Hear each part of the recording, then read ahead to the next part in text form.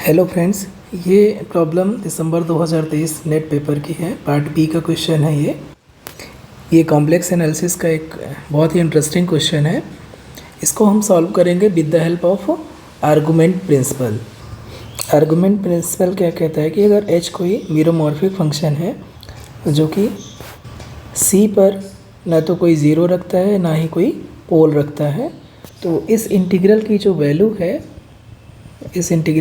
है वो इक्वल हो जाएगी number of zeros of h inside c minus number of poles of h inside c। अब यहाँ पर अगर हम देखें तो जो हमारा फंक्शन दिया हुआ है f के बारे में दिया है कि f मीरोमॉर्फिक फंक्शन है on an open set containing the unit circle c and its interior, और suppose that f has no zeros. f के पास कोई भी ज़ीरोज़ नहीं है and no poles on c, यानी c बाउंड्री पर c यूनिट सर्किल की बाउंड्री पर कोई भी ज़ीरोज़ नहीं है और कोई भी पोल्स नहीं है। और कह रहा है कि np और n0 denote the number of poles and number of zeros of f inside c respectively, then which one of the following is true. तो हम क्या करेंगे, हम h बराबर ले लेंगे, h बराबर z इंटू एफ ले लेंगे।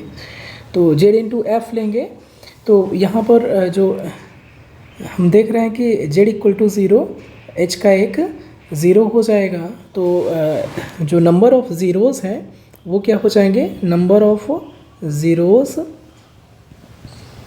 ऑफ h इनसाइड c, ये हो जाएगा 1 प्लस जो number of zeros of f।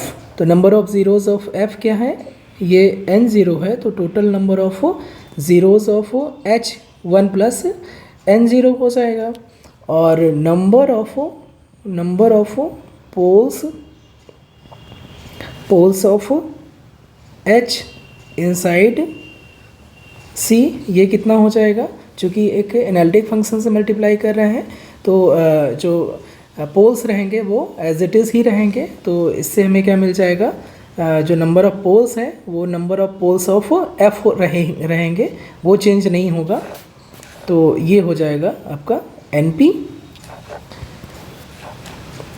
h हमने डिफाइन किया है z इंटू एफ से, तो जो ज़ीरोज़ की संख्या है h की वो f से एक ज़्यादा हो जाएगी इनसाइड c, और जो पोल्स रहेंगे वो एज इट इज़ रहेंगे। तो आर्गुमेंट प्रिंसिपल से क्या हो जाएगा, इसलिए 1/2 पाई आई h डैश जैसे ही करेंगे h डैश, तो ये हो जाएगा Z F dash divided by h, यानी कि Z F integral over c। इसकी वैल्यू हो जाएगी number of zeros of h inside c, यानी कि 1 प्लस n0 और minus number of poles of h inside c, यानी कि np। तो ये हो जाएगा n0 माइनस np और प्लस 1। तो हमारा ऑप्शन नंबर फर्स्ट करेक्ट हो जाएगा। क्योंकि पार्ट बी का है तो एक ही ऑप्शन ही करेक्ट होगा, तो बाकी चेक करने की आपको ज़रूरत भी नहीं है। एक पर्टिकुलर यहाँ पर एग्जांपल लेके एक मैंने दूसरा केस आपको बता रहा हूँ कि एक दूसरा केस ये भी हो सकता है कि जब हम z से मल्टीप्लाई करें, यानी कि जब h इक्वल टू हमारा ZF है, तो जब हम z से मल्टीप्लाई करें तो हो सकता है कि जो पोल्स है वो आपका रिमूव हो जाए। तो फॉर एग्ज़ाम्पल अगर हमारा f बराबर है z स्क्वायर माइनस 1/2 या 1/3 कर दें और डिवाइडेड बाय z, तो यहाँ पर हम देख सकते हैं कि जो नंबर ऑफ़ ज़ीरोज़ हैं ये मीरोमॉर्फिक फंक्शन है, और number of zeros of f कितने हैं, 2 हैं, यानी कि n0 इक्वल टू यहाँ पर 2 दिया हुआ है। और नंबर ऑफ़ पोल्स कितने हैं, यहाँ पर सेंटर इसका पोल है, यानी कि जो number of pole of f है वो 1 है। तो और अगर हम बात करें h की, जब हम h लेंगे तो h equal to z into F करेंगे, तो ये एक्चुअली क्या हो जाएगा, z स्क्वायर माइनस 1/3। और हम यहाँ पर देख रहे हैं कि यहाँ पर क्या हो जा रहा है कि जो इसके ज़ीरोज़ हैं h के ज़ीरोज़ है, हम इसको N0 डैश से ना मेंशन कर रहे हैं, तो ये भी 2 ही रह रहा है। और जब इसके पोल्स देखेंगे तो N डैश P से हम रिप्रेजेंट करें तो यहाँ पर पोल यहाँ पर रिमूव हो चुका है, तो ये आपका 0 हो जाएगा।